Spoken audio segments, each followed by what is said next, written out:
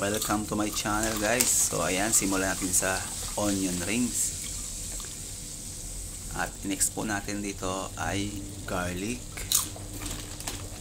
At hintayin po natin mamula-mula ang ating garlic para medyo luto-luto na siya. So halu-haluin lang natin guys. At maya-maya ilalagay natin ang ating dilata na flakes.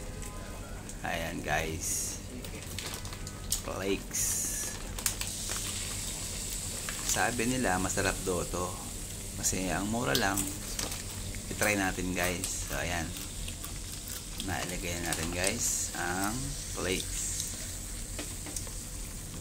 Haluin lang natin guys ha. Siyempre titimplahan natin yan. Lalagyan natin ng ano yan, ng oyster sauce at black pepper. Then mix natin siya. At lalagyan nyo rin ng konting tubig yan ha. Mamaya lasahan nyo muna kung okay na. Then gulay na. At magpapakulo tayo. So after nun, ilalagay natin yung gulay. Ang gulay natin ginamit is cauliflower, carrots, repolyo, and ano yung tawag doon? The beans. Beans sama. I-mix na natin guys ang ating gulay na inilagay. So inuna natin yung carrots at yung beans na yan. So ayan, gayahin nyo lang guys, sundan nyo lang kung paano ko niluto. Mix lang natin yan guys ha. Haluin lang natin yung haluin. Pero yung gulay na yan is luto na.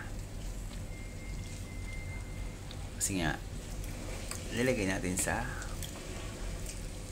umukulong tubig. So ayan guys, ayan na ang next, cauliflower at repolyo.